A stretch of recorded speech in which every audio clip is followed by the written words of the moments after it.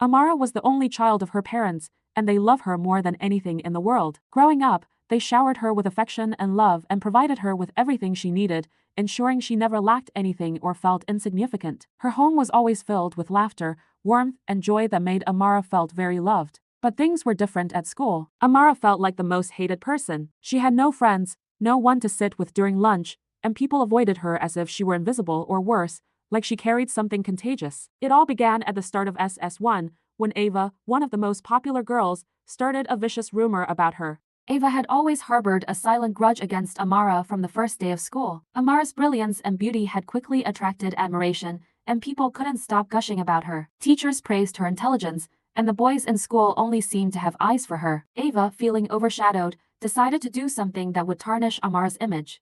"Have you noticed how skinny Amara looks?" Ava whispered to her friends. "I heard she has a very deadly contagious disease like AIDS, and you know what that means. If you touch her, you will also get infected." The rumor spread like wildfire, and it didn't take long before the entire school began to avoid Amara like a plague. No one sat near her, no one spoke to her, and the boys who once seemed interested now recoiled in disgust. It had been a year, and the cruel rumor still hung over Amara's head like a dark cloud. Worse still, no matter what she ate, her body remained the same slim and fragile looking, fueling the rumor even more. One evening, Amara asked her mother, "Mom, why am I so skinny? No matter what I eat, I never seem to get fat." Her mother laughed softly, brushing off the question. "Amara, why do you want to get fat? You're perfect the way you are. Or, are they bullying you at school because of that?" Amara froze. This was her chance to tell her mother everything: the rumors, the isolation, the pain. But instead, she forced a smile and lied. "No, Mom, nothing like that. I just thought I'd look more beautiful if I wasn't so skinny."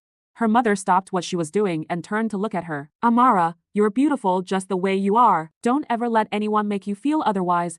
Amara felt a pang of guilt for lying. She knew she should have told her mother the truth, but deep down, she feared the consequences. If her parents found out about the rumor, they would certainly stir things up at school, which could lead to Ava getting expelled. And if that happened, the other students would surely blame Amara. She would be the girl who got the most popular student in school expelled. The thought of being even more isolated terrified her. In desperation, Amara once asked her father if she could transfer to another school, but he refused. He couldn't understand why she wanted to leave when she had always been such a good student. "Why do you want to change schools, Amara? What's wrong?" he asked, his concern evident. But Amara couldn't give him a good enough reason without revealing the truth, so she let the idea go. From then on, Amara tried to cope with the situation on her own. Some days, she pretended to be sick just to avoid going to school and facing her tormentors. On the days she did go, she made herself invisible, hiding from everyone. During lunch, while her classmates gathered in groups to chat and eat, Amara would slip away to the storeroom or sometimes the girls' bathroom, where she could eat her lunch in silence, far from the prying eyes and hurtful whispers. One day, as she sat quietly in one of the stalls in the girls' bathroom, the bathroom door creaked open, and a burst of loud chatter echoed off the tiled walls. Amara stiffened, recognizing that it's Ava and her friends' voices. She held her breath, careful not to make a sound that would reveal her presence. The group gathered at the mirror, preening and chatting about boys' parties and the latest gossip. "I swear, I think Mr. Rubin smiled at me today," Ava said, her tone filled with excitement. Her friends giggled. "You're imagining things, Ava. He's married, and besides, he doesn't look at students that way." "But he's so handsome," Ava continued dreamily. "Tall-built, always dressed so sharp. If only he could see me as more than just a student." The others laughed, teasing her, but Ava seemed unbothered, lost in her fantasy. Listening to Ava gush about her crush on the physics teacher, Mr. Rubin, an idea began to form in Amara's mind. It was bold, risky, and cruel, but it felt like the perfect way to pay Ava back for everything she had endured. That evening, Amara dug through a drawer in her parents' room until she found one of her father's old SIM cards. She inserted it into her phone and set up a WhatsApp account, using a picture of Mr. Rubin she had downloaded from the school website as the profile picture. She typed the first message: "Hi, Ava. It's Mr. Rubin. I'm using this private number to chat you. I hope you don't mind." She hit send and waited. Minutes passed, and just as she was beginning to doubt her plan, a reply came. "Who is this really? This can't be Mr. Rubin." Amara smiled, crafting her response carefully. "I understand your skepticism, but I have to be discreet. My wife mustn't find out, and this is the only way I can talk to you without raising suspicion."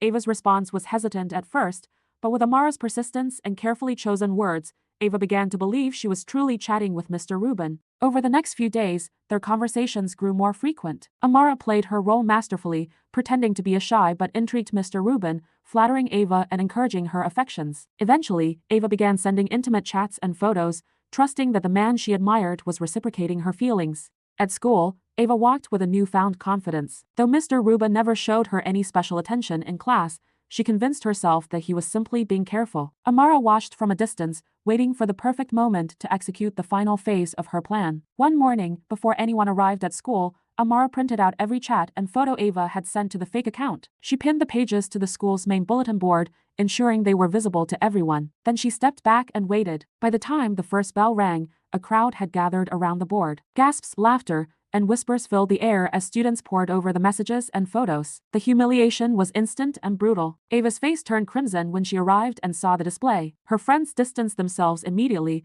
horrified by what they had seen. The aftermath was swift and merciless. Ava became the new outcast. Students jeered at her, calling her vile names. Her parents were called to the school, and her reputation was in tatters. Amara watched it all unfold, feeling a surge of satisfaction. For the first time in a long time, Ava was the one on the receiving end of mockery and isolation. But Amara's triumph was short-lived. Whispers began circulating about Mr. Rubin. Despite his protests, no one believed his innocence. Teachers whispered in staff meetings, and students avoided him in the hallways. The principal launched an investigation, and Mr. Rubin's previously untarnished reputation began to crumble. Sitting in class one afternoon, Amara watched as Mr. Rubin walked in, his shoulders slumped and his face etched with stress. Guilt clawed at her. She hadn't anticipated this. She had wanted revenge on Ava, but now an innocent man was paying the price. That evening, as she sat alone in her room, the weight of her actions pressed down on her. She faced a choice: come clean and risk exposing herself, or remain silent and let Mr. Rubin suffer for something he didn't do. The thought of returning to her old life as the school outcast terrified her. But could she live with the knowledge that she had ruined a man's life just to even the score with Ava?